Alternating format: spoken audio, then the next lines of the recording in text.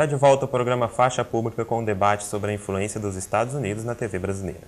Aqui no estúdio, o professor de jornalismo Fernando Paulino e Jackson Sena, supervisor de laboratórios. Você também pode participar pelo e-mail faixapublica@gmail.com. A primeira pergunta enviada por e-mail é a do operador de áudio Eliseu Caires. Ele quer saber, pergunta para o Sr. Jackson, existe um senso comum de que o brasileiro gosta muito dos chamados enlatados americanos, que são aqueles programas importados e que chegam aqui com toda essa temática americana. Na sua opinião, por que o brasileiro gosta tanto desse tipo de programa, se existem programas bons feitos aqui no Brasil? Bom, eu discordo que o brasileiro goste do enlatado.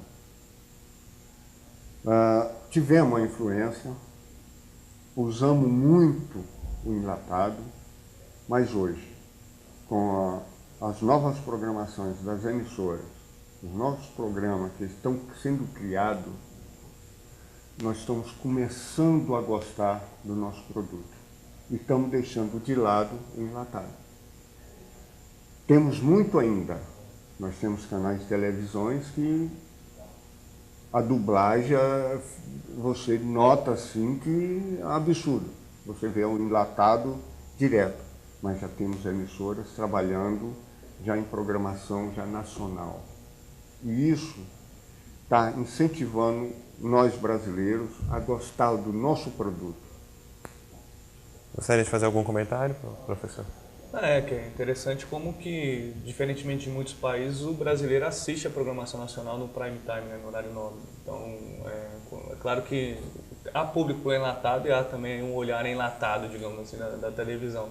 Mas, claro que nos últimos tempos a TV tem conseguido não só produzir para o público interno brasileiro, como também exportar essa nossa programação. Mas aí eu insisto, a gente tem que diferenciar, né, assim, o modelo do audiovisual para o entretenimento.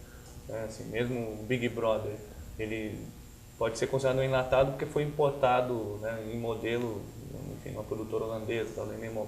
Só que, por outro lado, a gente tem que levar em conta que o telejornalismo ainda hoje segue.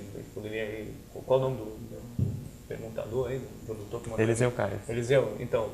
Por outro lado, também o nosso telejornalismo segue esse padrão enlatado, digamos assim, da TV dos Estados Unidos ainda hoje. Que claro que tem pontos positivos, a gente pode até discutir sobre isso depois, mas também ainda hoje merece, acho que, uma discussão maior a respeito da diversidade na programação, assim, um olhar que a gente deveria ter sobre a realidade brasileira feita pela multiplicidade da realidade brasileira. O segundo e-mail é do fotógrafo Mário Souza. Ele direciona a pergunta para o professor Paulino. Ele quer saber como as características negativas, no caso, produções muito violentas, produções que não retratam que retratam a realidade dos Estados Unidos, afetam não somente a televisão, mas outras mídias como o cinema brasileiro. Que tipo de influência há de negativa nessa transposição de uma realidade que não é a nossa?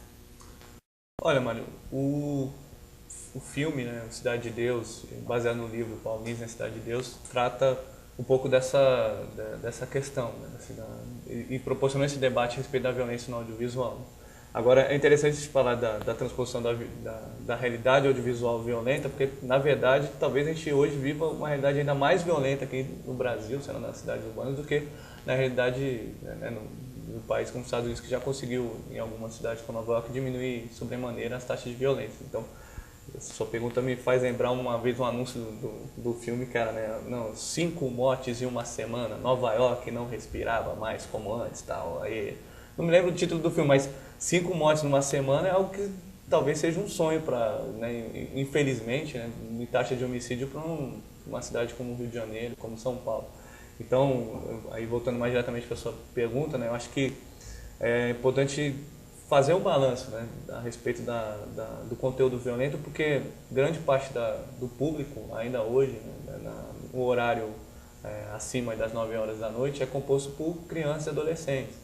Então, acho que essa sua preocupação com o conteúdo da programação também revela aí a necessidade de um aprofundamento do debate sobre a classificação indicativa. Então, nesses últimos tempos, a gente assistiu no Brasil até a imposição de um fuso horário que faz com que, efetivamente, né, partir aí do começo do mês de abril, as crianças e adolescentes das regiões como Mato Grosso, como o Acre, que não estão no fuso horário de Brasília, também recebam a programação de acordo com a sua faixa etária, com cuidados envolvendo sexo, drogas e violência. Então, não só você, Mário, mas outras pessoas também estão preocupadas com isso, e aí eu sugiro que você acesse o site do Ministério da Justiça, que trata dessa questão, né? mj.gov.br/classificacal, né? Classificação sem cedilha e sem tio, que tem lá um manual com essas preocupações relacionadas ao conteúdo audiovisual.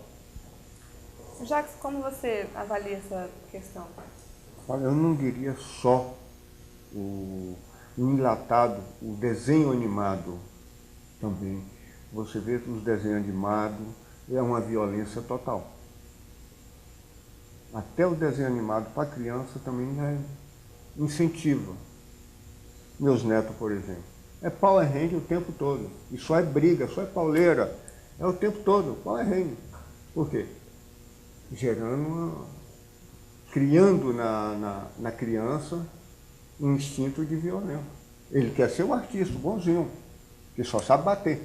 Os outros vêm para bater nele e ele está batendo. Isso é uma preocupação minha, como avô, como pai, até no desenho. Nós temos Qual o desenho que não tem a violência hoje? Mickey Mouse? Não existe ainda uma programação infantil.